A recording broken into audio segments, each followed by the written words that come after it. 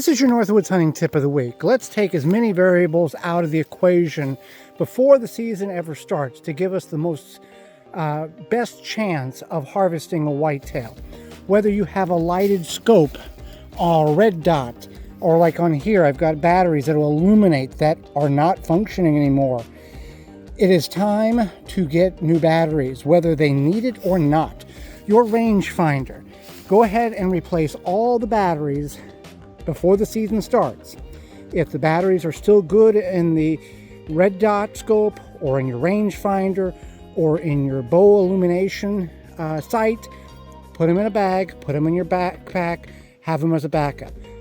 But replace everything. I checked this, it does not work. I need new batteries.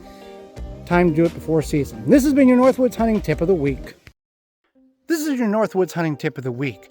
One of the things in the pre-rut and rut stages is rattling. It's a great way to entice those bucks in, especially those more dominant bucks in the area.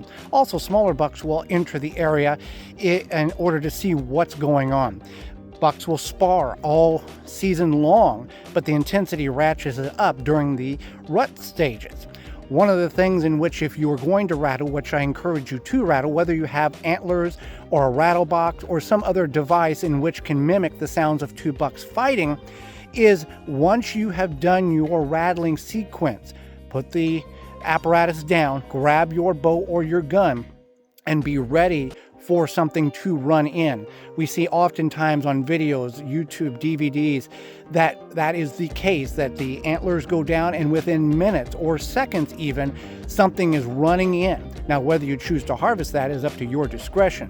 But this has been your Northwoods hunting tip of the week. This is your Northwoods hunting tip of the week. We all go in the woods with the anticipation of seeing the animal, deer, that we're wanting to harvest, take an ethical shot where we're supposed to with whatever weapon of choice we have, and the deer does not go far or it drops in its tracks. However, that is not always the scenario, and sometimes we do make bad placements of shots, and we do not want to just let the animal to go in the woods, die, and not be able to find it. However, that does occasionally happen, and that's part of hunting. So one of the things in which you can take into the woods with you to help assist you in tracking that deer. One is, after you shoot it, make visual contact of where the last point you saw that deer disappear into the woods.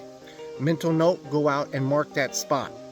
Secondly, if you are having difficulty tracking that deer, I mean, there's like a drop here and a drop there, mark every drop that you see. Have a ribbon tied around the tree. Every drop you see. And then also have with you hydrogen peroxide in a spray bottle. Now, try to get a spray bottle that's dark, or paint the bottle dark, because hydrogen peroxide reacts to light. But what you're doing is you're going to spray in the area where you think the deer has went, and any minute trace of blood, it will bubble, and in the hopes that you can track it enough to where you will find the deer and has expired. I have shot deer that have not bled at all, and I just happened to pay attention to the last known point, and I've walked in that direction, and after the visualization has disappeared, whenever I saw the last point of it, I walked another 20 yards and it was heaped up underneath a log, and I was able to take it and butcher it out. This has been your Northwoods hunting tip of the week. This is your Northwoods hunting tip of the week. In archery, we reuse the arrows over and over again, which is a great money saver compared to firearms. Now, one of the things that I have always done is, even with my old 2315 arrows back in the day, is I would write a number, 1 through whatever I had in the arrows, 1 through 5, 1 through 6, in order to know what arrow I was shooting. If I was practicing and shooting 5 arrows at a time, and I would know, okay, 3, shoot it, okay, that one went way wonky, that obviously was me, and everything else was in conjunction, in form, in the bullseye. So I do that now with my carbon arrows. I write the number on the vein with a permanent marker, just so I can identify the arrows and how they are flying compared to the other ones. And if one is always consistently flying out or off target, I can discard that and focus on the ones that are hitting the target in the precise place that I'm aiming every single time. This has been your Northwoods Hunting Tip of the Week.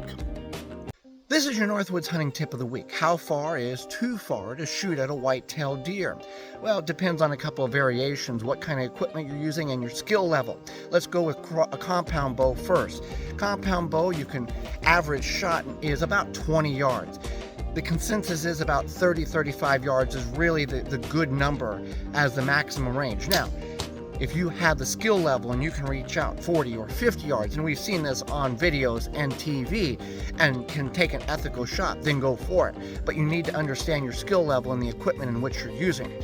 Crossbow, you can reach out 40 or 50 yards and take a shot and make it ethical and the vitals, and that deer won't run far. You can reach 70, 80 yards with a crossbow, but is it really ethical? Are you getting the penetration that is needed for an ethical shot? We are responsible as hunters to make it as ethical of a kill and quickly of a kill as possible.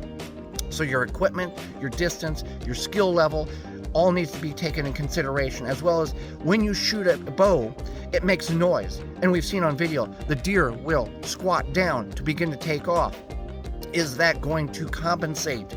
Are you compensating for that, or is that distance too far that no matter what you do, you're not going to hit the deer? This has been your Northwoods Hunting Tip of the Week. This is your Northwoods Hunting Tip of the Week. I've set up this tree stand as a mock demonstration here on my archery lane of one important aspect and key to bow hunting, whether you're in your blind or in your tree stand. If you can't physically pull back the bow, aim, fire without having to stand up to do it, you're pulling too much weight back and you need to crank off the weight. There's nothing wrong with having a 40 or 45 or 50 pound bow. Everybody thinks that 80 pounds is like the key. The faster the arrow, the more intense the impact. There's many people that hunt and are successful at a very low weight. So, movement is key and killer for you as a hunter. If you can minimize the amount of movement by sitting down and pulling the bow back and shooting the animal, you're going to have a much higher success rate. This is your Northwoods Hunting Tip of the Week. This is your Northwoods Hunting Tip of the Week.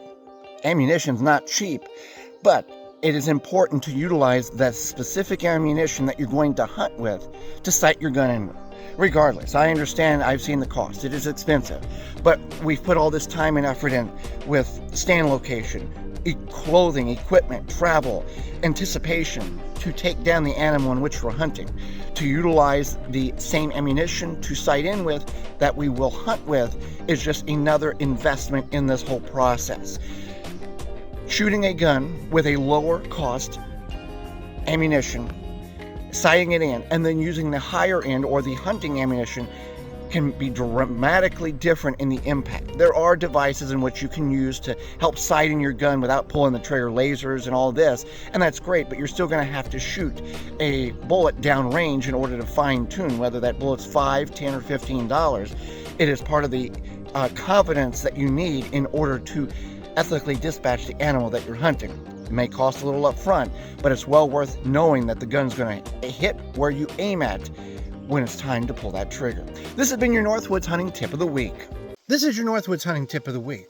Stalking a deer can be a challenge. A crack of a limb or a branch or a stick on the ground can ruin your hunt.